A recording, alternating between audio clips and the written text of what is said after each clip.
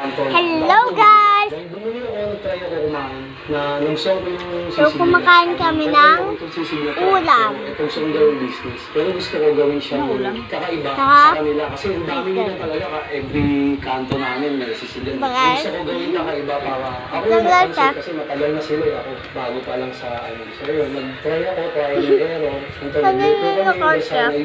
Try and error lang talaga.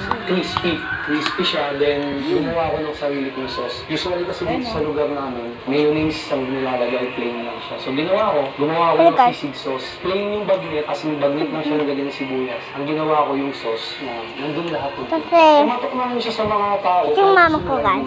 Kasi dumating din yung time na medyo naligo na kami. Pinapabalik na rin ako sa trabaho sa abroad. So yun yung time na pinakamahirap sa akin mag-decide. Kasi ayoko na talaga naman. Kung gusto na siya bumalik, kaibigan. Hello guys, balik na ako. Masyado nakakatikim, niniwala ako na pag nagawa pa sa Malabon, pag natikman nila po talagang magugustuhan nila. Then, ayun, doon na siya nag-start talagang, the attention lahat talaga doon sa mga asawa doon. Sa sisig din. Papingin pa ako kanin. Yung siya ng tatay ko. Oo, sige, mamaya.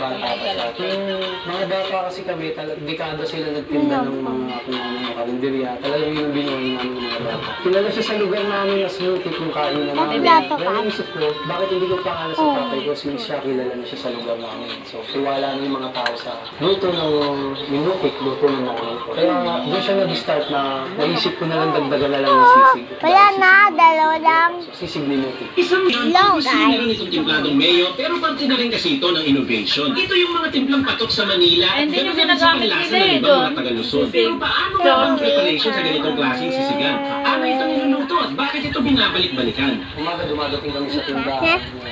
Prepare lang kami yung mga orders kasi bago pa lang kami dumating sa tindahan, pumapasok yung mga orders. So nag-start kami ng 11 a.m.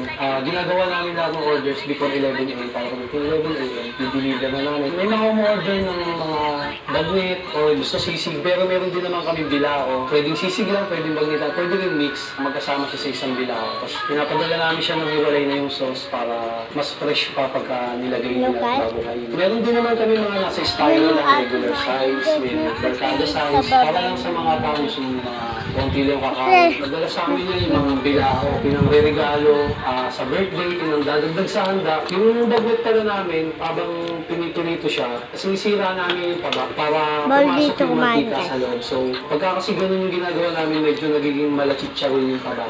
So, then, after yung mapinit, tinatapat namin sa electric pa ng mga 1 to 2 minutes, then diretso siya para chopin. Pagka chinachop na siya, yun, kung anong order ng customer, yung bagnet lang, may kasamang suka. Then, kapag gusto nila ng sisi, i-chop kami ng sisi, then ilalagay siya sa sibuyas sili, pinapainitan siya namin saglit sa styro para yung sibuyas niya, lumabas yung aroma. Lalagay namin sa styro, doon namin lalagyan ng sauce, then kalamansi.